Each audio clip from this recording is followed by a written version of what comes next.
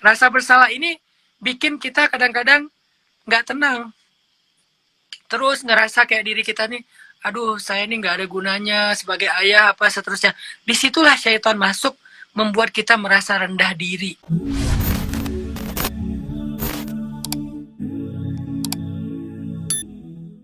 Sekarang kita coba belajar sedikit saja tentang masalah jiwa.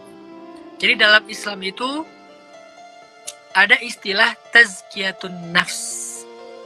Tazkiyatun kan tadi ada ayat wa qad aflaha man zakkaha. Beruntunglah orang yang zakkaha, mentazkiyah jiwanya. Dan salah satu di antara misi dari Rasulullah SAW diutus kepada manusia itu adalah wa yuzakki anfusahum, untuk membersihkan jiwa manusia. Jadi tujuan Nabi diutus ke muka bumi itu satu adalah wa yu'allimuhumul kitab, mengajarkan Alkitab, kemudian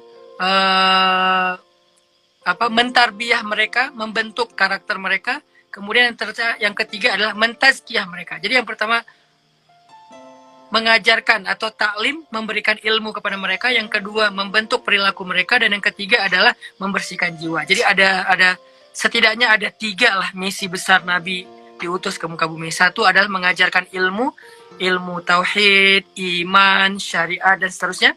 Yang kedua adalah mentarbiyah. Mentarbiyah itu artinya membentuk perilaku supaya lebih positif, lebih baik.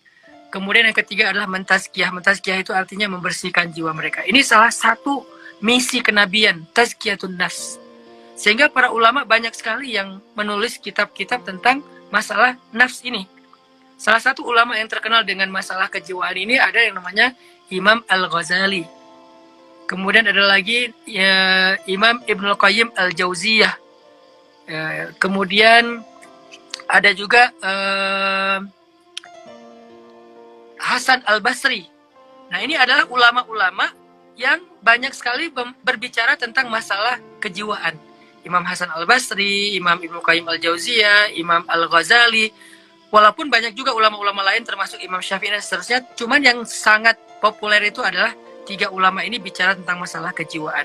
Sehingga kita bisa menemukan banyak sekali buku-buku mereka yang berkaitan dengan misi kenabian mentazkiyatun nafs, membersihkan jiwa. Muncullah istilah tazkiyatun nafs, diambil dari kata wa qad aflaha man zakkaha. Saya punya buku yang lebih singkat tentang kejiwaan ini, namanya Tazkiyatun Anfus atau Tazkiyatun Nafs, ditulis oleh Syekh Said Hawa. Itu bukunya cuma 1 jilid, walaupun 1 jilidnya sekitar 500 halaman. Tapi itu buku cukup mudah untuk dibaca. Saya nggak tahu kalau ada terjemahan sekarang di Indonesia, karena saya pakai yang versi bahasa Arabnya. Di situ beliau menjelaskan bahwa apa arti tazkiyah, kemudian bagaimana cara mentazkiyah, dan seterusnya. Pertama kita bahas mungkin 3 poin aja malam ini. Yang pertama adalah definisi tazkiyatun nafs. Yang kedua adalah pembagian dari jiwa, dan yang ketiga adalah bagaimana cara healingnya.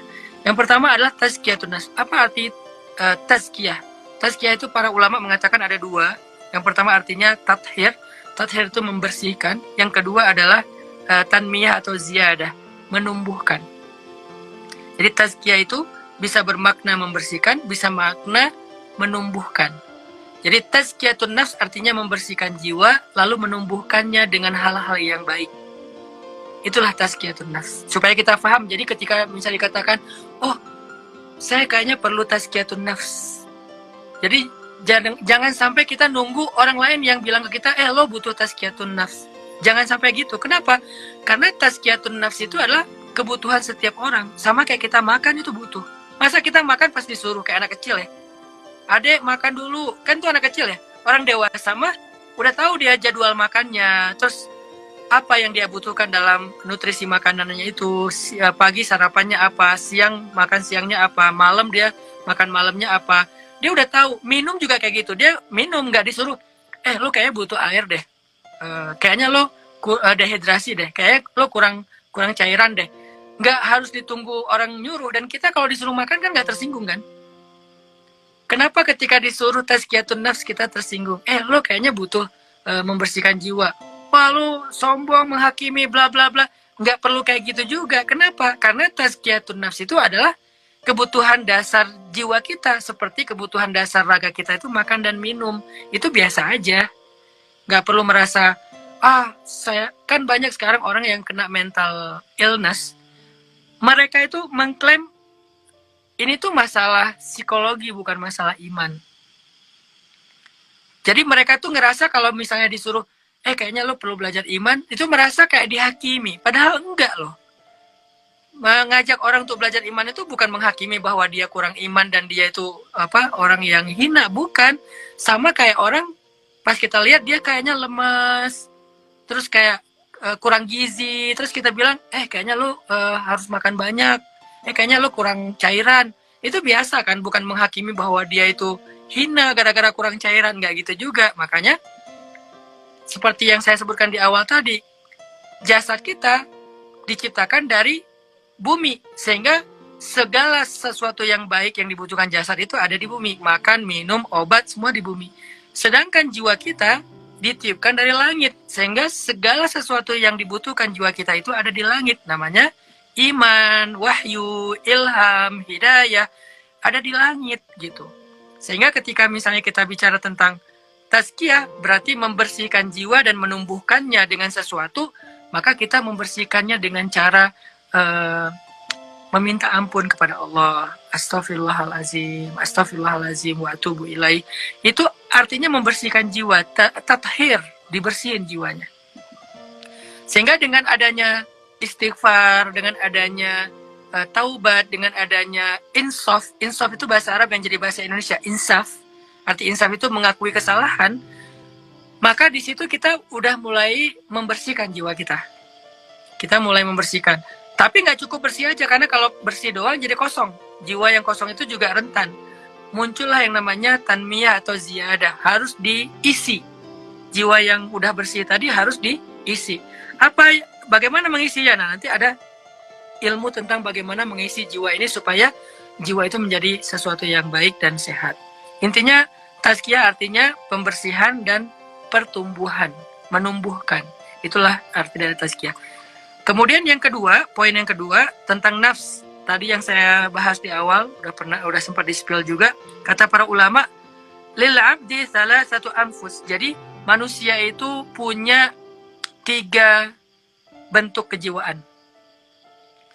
Dan dia berubah-ubah. Jadi jiwa itu bisa berubah-ubah. Kejiwaan kita itu bisa berubah-ubah. Dia varian dari kejiwaan itu bisa namanya selera, taste. Bisa juga perasaan. Bisa juga mental. Itu semuanya masalah kejiwaan ya. Kalau sekarang mungkin lebih ke kayak psikologi dan mental. Nah, ada 3 bentuk kejiwaan manusia menurut Islam.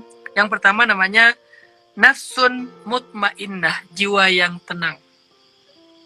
Yang kedua namanya nafsun lawamah, jiwa yang penuh rasa sesal. Dan yang ketiga nafsun ammarah, jiwa yang penuh dengan amarah. Amarah itu bahasa Arab, jadi bahasa Indonesia juga amarah. Jadi kalau hari ini banyak yang agak sensitif dengan Arab, padahal kita sendiri pakai bahasanya rata-rata sih bahasa Arab ya, yang di Indonesia kan. Nafsun ammarah itu artinya jiwa yang amarah. Nanti kita definisikan lebih detail lagi.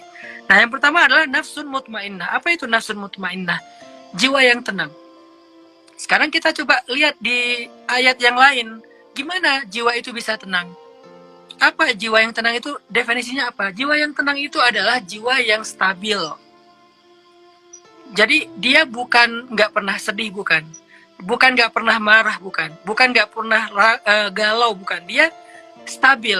Kalau sedih, sedihnya itu wajar.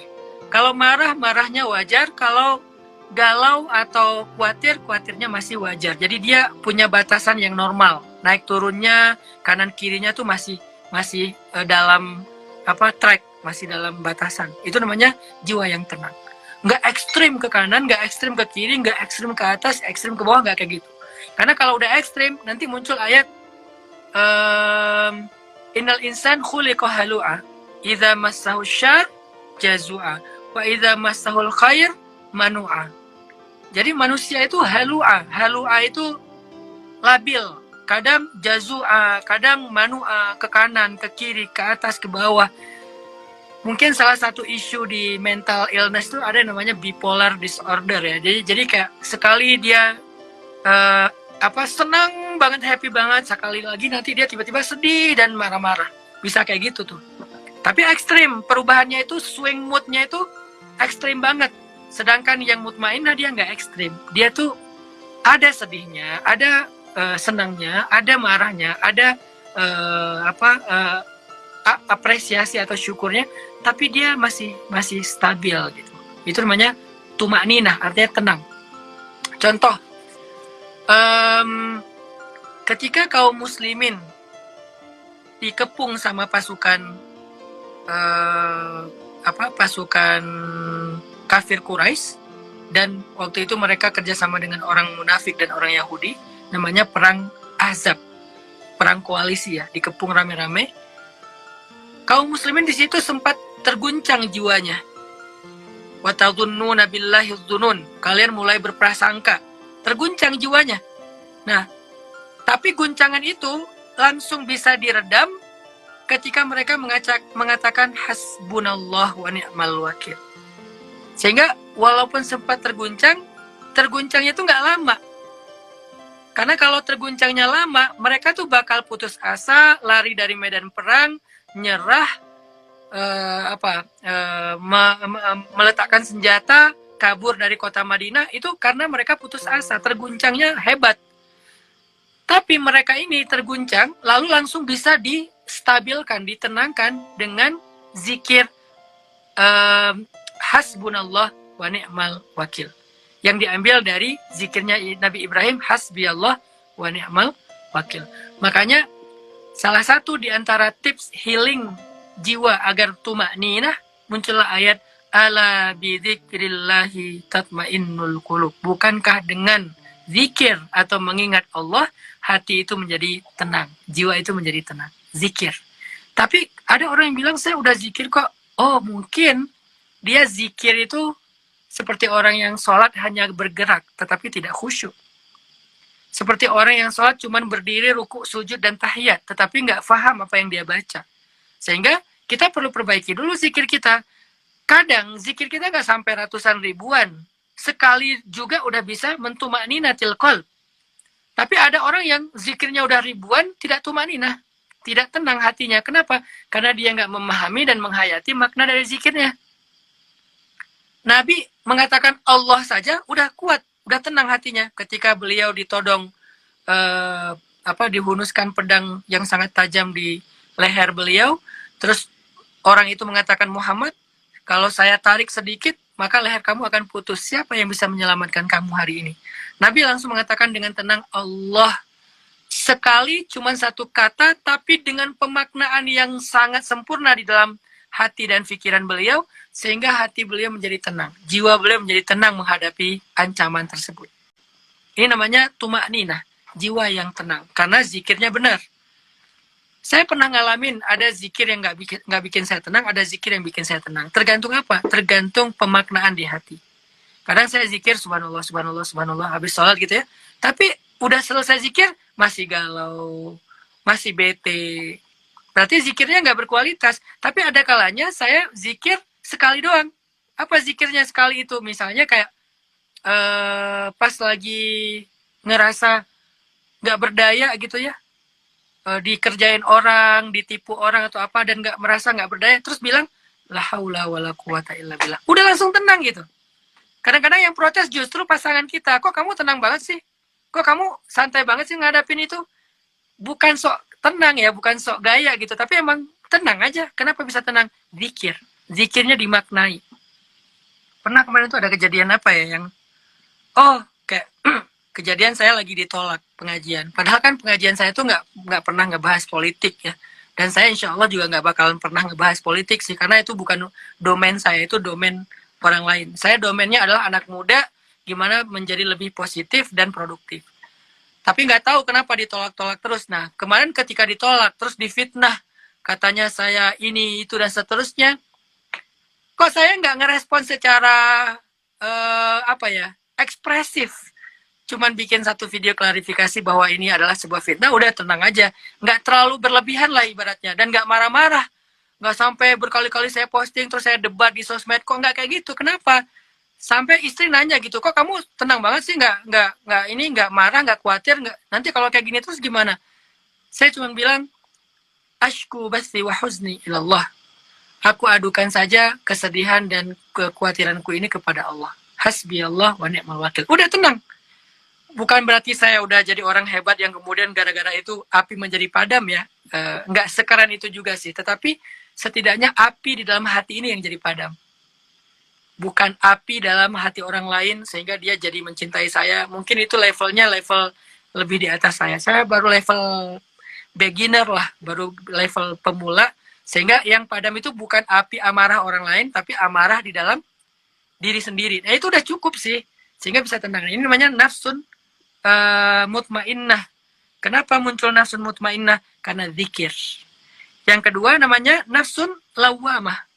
Ya kayak Kak Buni cerita tadi. Pernah nggak Ustadz ngerasain lawamah? Sering. Semua kita pernah ngerasain rasa bersalah yang berlebihan. Bukan yang berlebihan mungkin, menurut kita yang besar. Rasa bersalah yang besar. Saya pernah merasa bersalah misalnya terhadap anak ketika udah ngemarahin dia, terus dia nangis, terus dia tidur dalam keadaan sedih kayak gitu, saya belum minta maaf sama dia. Itu tuh semalaman nggak bisa tidur, karena lawamah. Terus merasa bersalah. Terus merasa kayak nggak bisa memaafkan diri sendiri. Sehingga kayak mau menebus kesalahan itu nggak tahu harus gimana gitu. Dan anak udah tidur, nggak mungkin dong saya bangunin, bang bangun dulu, bapak mau minta maaf karena lebih bersalah lagi nanti, dia lagi enak-enak tidur, udah tenang. Tapi ngelihat wajah anak yang tidur dalam keadaan tadi sedih, habis nangis, dimarahin, itu rasa bersalahnya luar biasa. Itu yang paling sederhana yang kita rasain misalnya ya. Nah, rasa bersalah ini bikin kita kadang-kadang nggak tenang. Terus ngerasa kayak diri kita nih, aduh saya ini nggak ada gunanya sebagai ayah apa seterusnya. Disitulah syaitan masuk, membuat kita merasa rendah diri. Sehingga rasa rendah diri ini ketika diakumulasiin, menjadikan kita ini paling gampangnya mungkin kita merasa nggak pede. Tapi lebih parah dari nggak pede itu, kita akhirnya ngerasa putus asa dengan potensi yang Allah berikan kepada diri kita. Kita nggak berani untuk melakukan hal-hal yang baik, yang besar, sehingga akhirnya kita menjadi orang yang terpuruk dengan kesedihan, menjadi orang yang terpuruk dengan rasa bersalah. Biasanya yang sedihnya berlarut-larut tuh kayak gini nih, nafsun lawwamah. Cerita paling sederhana yang tadi, mungkin ada cerita yang lebih berat dari itu, di mana kesedihan dan penyesalannya itu bisa setahun, 2 tahun, terus larut dalam kesedihan. Sehingga ketika dia larut dalam kesedihan itu, bisa jadi bentuk ekspresi putus asanya dia menyakiti diri sendiri.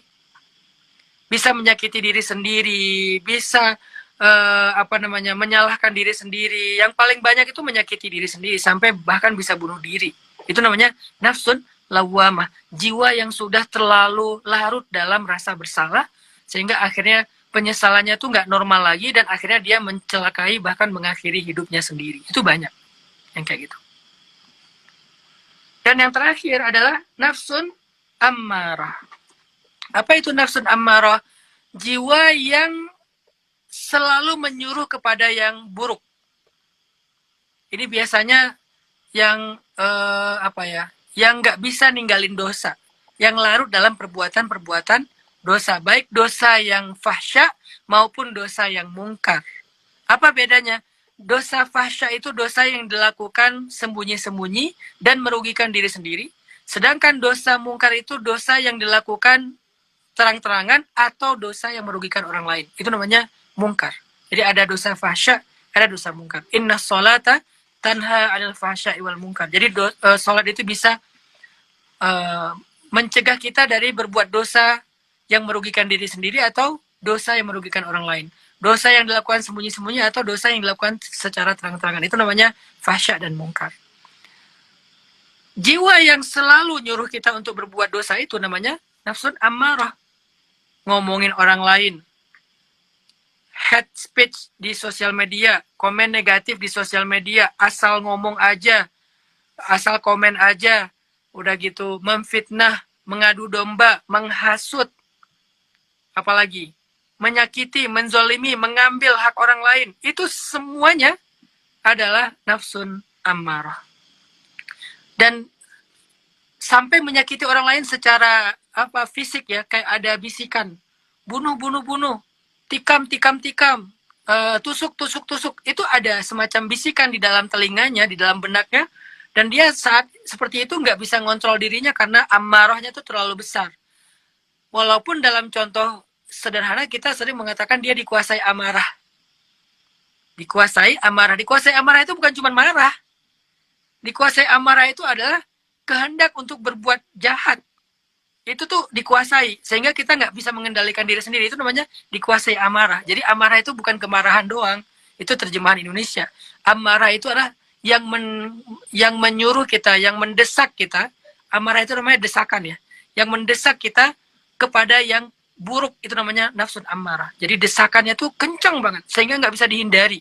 Sekarang banyak orang yang kena skizo, macam-macam ya, nama mental illness-nya. Jadi kayak skizo apa, itu kan kayak dia didesak ya untuk berbuat jahat, didesak untuk menyakiti orang lain. Ini namanya nafsun ammarah. Sehingga dalam Islam satu-satunya jiwa yang baik itu yang diharapkan ada di dalam hati orang yang beriman itu cuman nafsun mutmainnah.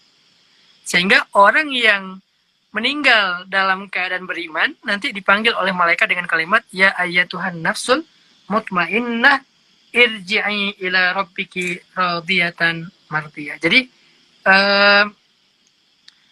orang yang meninggalnya dalam keadaan beriman maka dikatakan bukan wahai jiwa yang beriman, bukan, tetapi wahai jiwa yang tenang.